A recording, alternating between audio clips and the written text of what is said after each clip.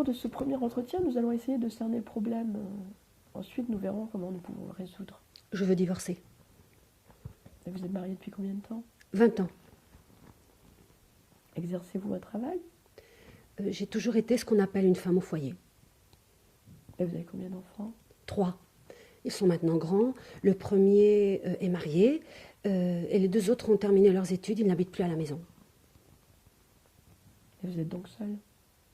Non, j'ai un mari. Évidemment. Il reste toujours à la maison? Non, il est dans l'enseignement. Et pourquoi voulez-vous divorcer? Parce qu'il n'y a pas d'amour entre nous. C'est ça votre motif? Oui. Mais il y a longtemps que vous êtes mariés. Enfin, est-ce que cela a toujours été pareil? Toujours pareil. Et maintenant que vos enfants ont leur vie, à eux, vous voudriez partir. C'est cela? Mais mon mari est quelqu'un de très bien.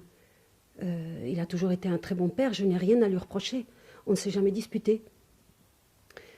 Nous avons un appartement qui est très bien, une maison de campagne qui nous vient de la mère de mon mari.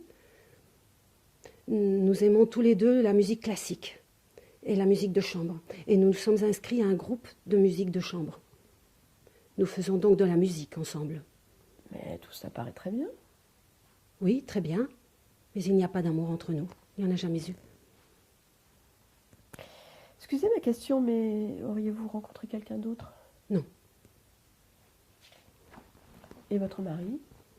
À ma connaissance, il ne m'a jamais trompée. Et n'allez-vous pas vous sentir un peu seule? Certainement, oui. Mais je préfère cette solitude à un mariage sans amour. Excusez-moi, mais comment se manifeste ce manque d'amour? Il ne se manifeste pas du tout.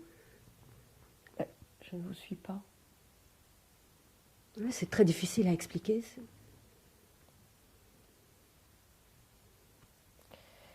Avez-vous dit à votre mari que vous vouliez divorcer? Oui, il y a 15 ans, je lui ai dit que je ne voulais plus vivre avec lui parce qu'il n'y avait pas d'amour entre nous. Il a très bien compris. Il m'a demandé d'attendre que les enfants soient grands. Maintenant, ils sont grands, tous les 3. Je peux donc enfin divorcer. Et qu'en dit votre mari? Il m'a demandé 100 fois de réfléchir. 100 fois, il m'a demandé pourquoi je voulais divorcer. Je lui ai répondu qu'on ne pouvait pas entretenir une relation sans amour. Alors il m'a demandé en quoi devait consister cet amour. Et je lui ai répondu que je ne pouvais pas expliquer quelque chose qui n'existe pas. Et quels ont été vos rapports avec vos enfants sur le plan affectif, j'entends? Je n'ai jamais aimé mes enfants, j'en suis certaine. J'ai été une assez bonne mère, j'ai fait du mieux que j'ai pu, mais au fond de moi-même, je n'éprouvais rien du tout pour eux.